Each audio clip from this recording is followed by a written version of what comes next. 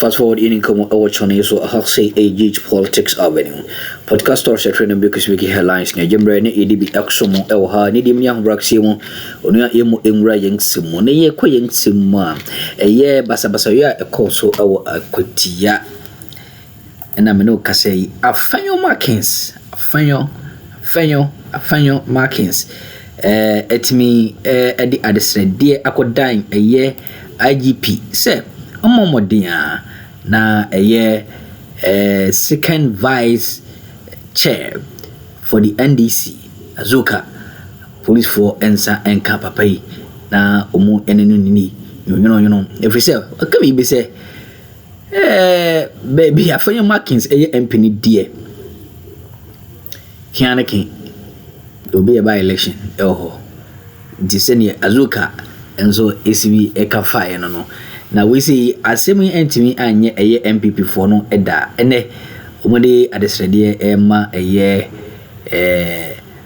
police dom nyina sahene IGP se omana homre so na papai omo ensanka no na afi omo emusa na di ntia ma ne basa ma ne kekasa woni tima hode ekoso channel so no ase so jemre e wa say attention to the New Patriotic Party. So yesterday, the NDC won the Akuffo by-election. Since then, even at the Coalition Center, executives of the New Patriotic Party were nowhere to be found. But fortunately, this time around, the party officials or the polling station agents were able to sign, those forms. So thankfully, they were able to sign. But the big shots they all vanished. I was expecting that at least today, throughout the day, they would come and make some statement on the election proper itself, as to how come they lost the seat. But I've not heard anything from the party itself. What I've heard, it's the attempts to get the police involved in some kind of arrest to be made on the second vice chair of the NDC.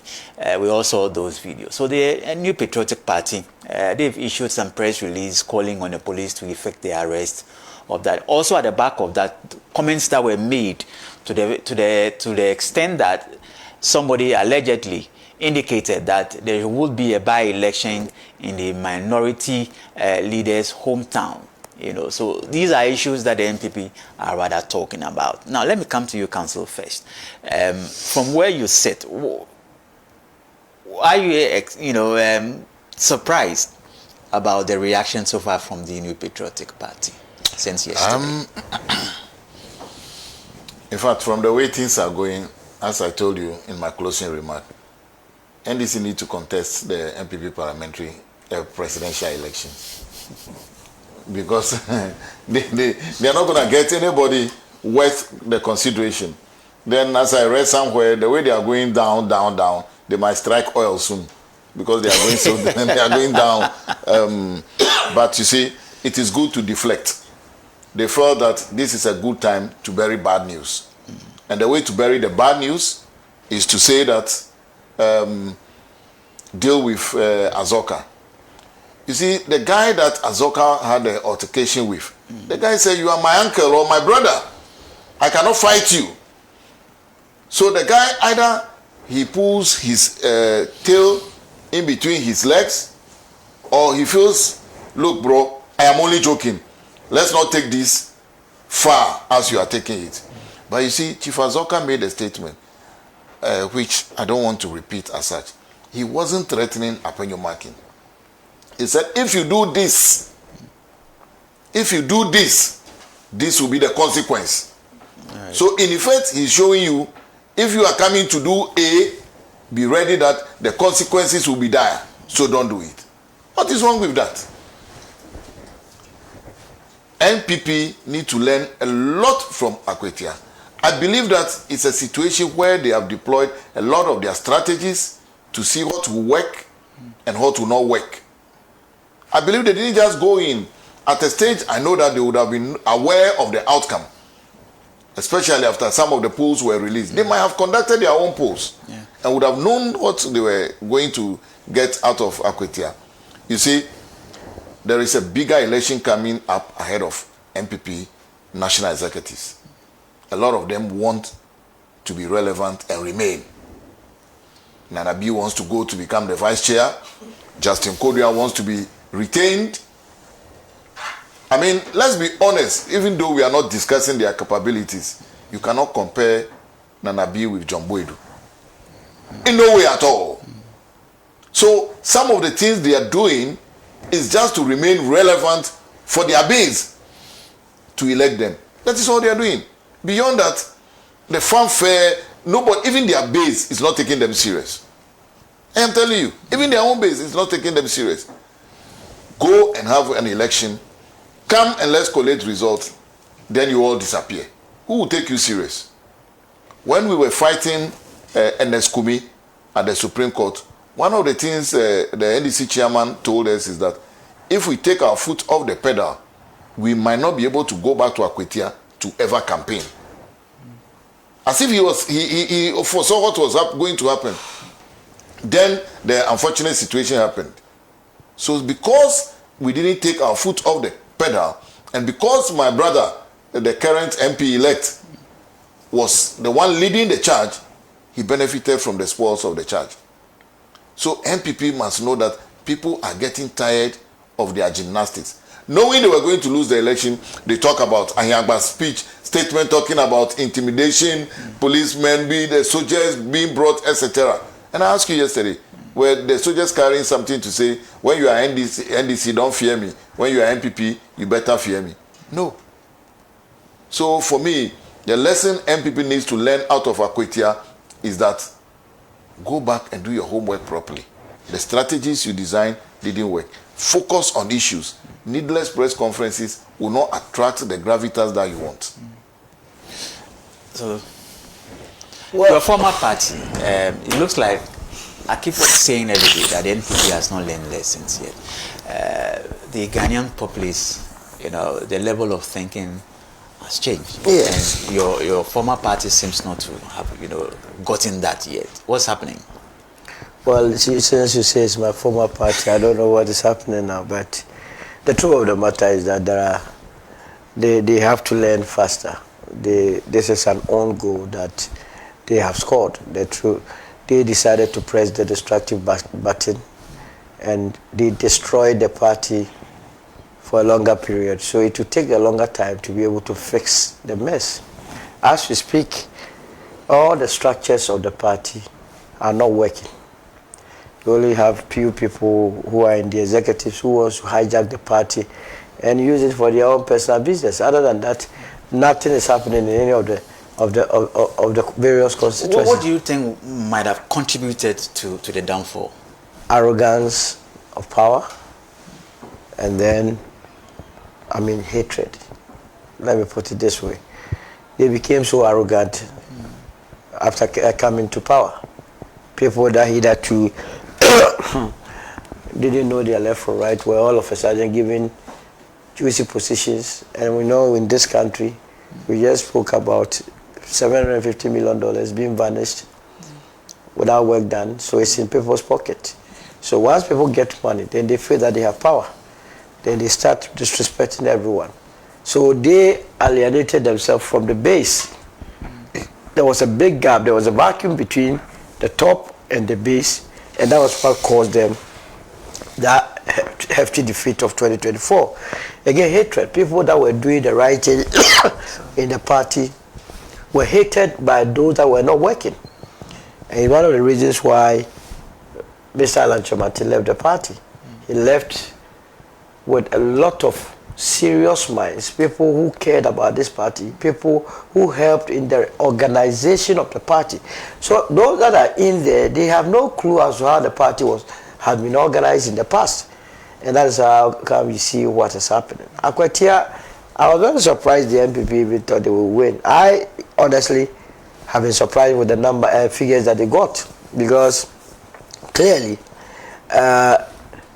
if you look at Akwetia's dynamics in terms of voting pattern, it's a 50-50 constituency between the NDC and the MPP.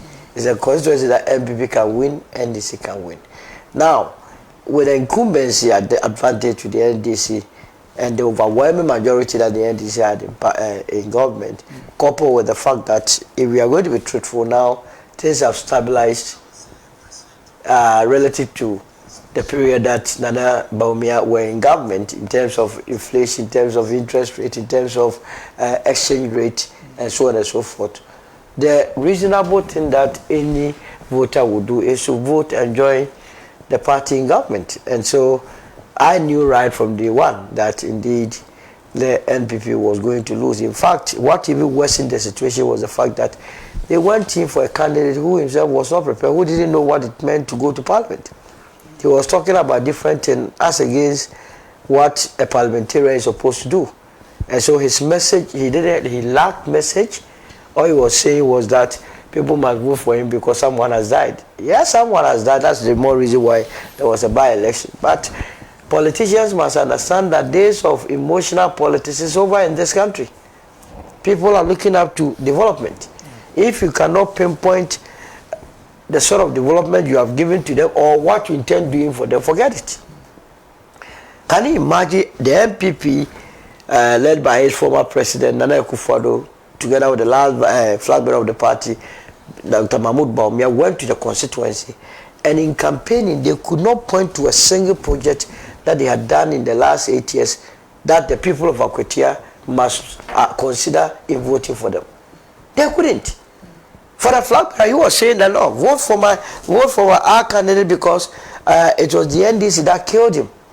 Why did the NDC kill the candidate? Because the NDC took him to court.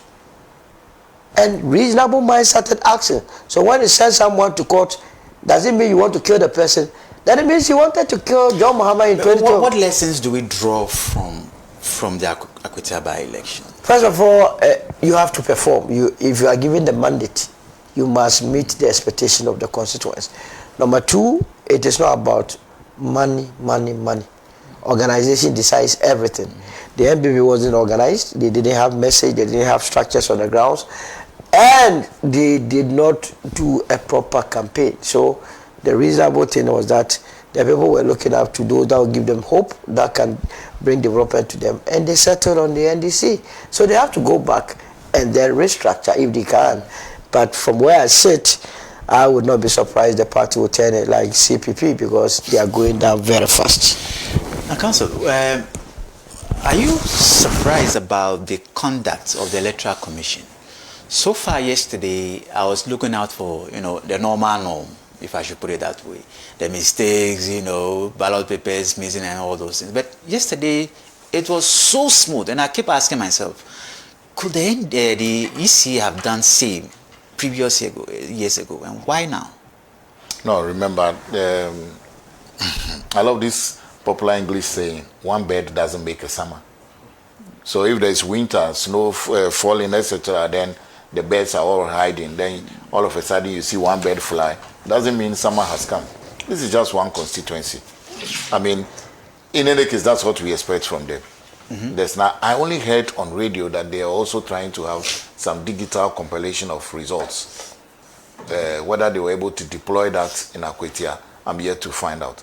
But what happened in Akuffo, largely, I don't think they've done anything extraordinary. It's just one constituency. Yeah, I know, but it starts from somewhere. No, if we had seen, yes, so they should learn from it. If you had seen all the 200 plus constituencies had been dissimilar, then we can give them some thumbs up. But for this one, I will take it as largely normal. You had about 30 days or 60 days to print ballot papers, to do your organization, to deploy the people into the areas. I don't think they've done extraordinary. I mean, they've done good, but a little credit. Yeah, that's why I said they've done good, but nothing extraordinary. It's normal. That's what they've done. We haven't seen anything. So they haven't done anything best in class for us to say, oh, this is the one we should carry on and replicate across every constituency. That is what we were expecting them to do in the 200 plus constituencies. So for me, I mean, Akuffo is just one. If, God forbid, we will not have a lot of this before 2028. We might have the district assembly election before 2028. Let us see how that comes up. We are going to have Tamale. Let's see how Tamale comes up. But what happened in Akuffo sorry, I don't want to tell them they have done extraordinary. I think it's one of the normal ones, just one constituency. They should be able to get that done quickly and sweep it, and we move on. Yeah. What lessons do we draw from Akwitia? Yes, largely I said it yesterday that as a party we have had a repeat of the methodology we deployed in 2024 election, particularly result collation. As I was trying to explain to you yesterday, that the foundation laid by Dr. Omani Bawumia was used again yesterday. And you know, in the 2024 election, we focus more on the presidential. And the idea is, hey, if you are standing as a member of parliament and you don't want to focus on your own results, it's your wahala. So we focus more on the presidential. So as at 9-10, we have received a lot of the presidential results. And even though we were keeping an eye on the parliamentary as well. So that has been deployed again. That same method using the tablet has been deployed in Akwitia. Results were collected quickly. Another thing that I found as well is that the material that you submit for the voters to vote for also counts. And Solo said it here. That instead of going to say that vote for me because somebody died, they were saying lawyer for Akwitia. I may be conflicted, I may be biased, but the House of Parliament largely is to make law. So, and the last time I checked, before 2024 election, NDC had, I think, about 11 lawyers in Parliament. Now we have 200 something, we have 186 members of Parliament. I don't think we have about 50 lawyers. And if you pay attention to when they were doing the parliamentary inauguration, when Honorable Okujetua Blakwa stood up to talk, Afenyo Markins, the minority leader, said, "We are talking law. You are not a lawyer. Sit down." That to me was painful. So the material that you send, you could send a lot of good materials. I'm not saying only lawyers should be sent, but we must make efforts. So the material that was sent as a lawyer was also a good thing. Finally, we also saw that the people were more interested in development in their area. So if somebody is saying, "I'm going to cook akple right now for us to eat," and you are saying, "Don't go for the akple, I will be going to market. If I get money, I'll buy rice and come and cook fried rice and jollof for you." Any normal human being will say, "Let me eat that akple. I'm hungry now." If you are able to get your fried rice later and bring, so be it. So the development that is promised, because currently NDC is in government, it will be better to align yourself to that and get that development. Then I also told you that if you look at a lot of the studies conducted, the students, those who have attended SHS and who are in tertiary, try to align themselves more with somebody they see as progressive. Because galamsey is not their day-to-day. Yeah. They don't want to be galanseyers. They want to move away from that, and they want to identify themselves with somebody who they can say, "This is how I also want to be." That also benefited. For whatever reason that MPP did not do primaries to elect their candidates, I don't know. But to me, that might have been their undoing as well. Okay. All right. So you're still with us here, and this is Hot News. My name is David Otokono Ato. We're having discussions around the just gone by Akwitia by-election, and you know that the NDC won, but we're just discussing the issues around the camp of the new patriotic party. Now let's shift focus to the main issue for tonight. The retired Chief Justice, Justice Sophia Akuffo, has been talking. She feels that the removal of the Chief Justice, the former Chief Justice of Ghana, was just unwanted. You know, it was just unnecessary. It was an unnecessary process. She has been talking, and I just want us to go and listen to some of the statements she made on a sister television station. When we come back, we will interrogate exactly what she meant by the words that she used. Let's take it. Process. My sadness is because as far as I'm concerned, it was a very unnecessary. We have been taken through a very unnecessary situation, and which, as far as I'm concerned, and that is my my honest and candid view, this has so weakened the institution of the judiciary. It's not so much the individual who occupies the position. It is the institution. That is, there has always been something wrong with Article 146, and particularly with the procedure that it sets out, and especially as it regards the position of the Chief Justice. It's a provision that sets very vague criteria for or very vague grounds. Misconduct. Misconduct. I hear you're a lawyer. Misconduct ranges. There's no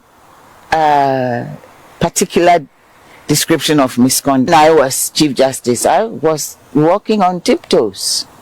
When am I going to be accused of misconduct? When am I going to be accused of incompetence? And are these and these are not so, to me, they lack the gravity along the line. Yes, unless those provisions are dealt with effectively in a revised constitution.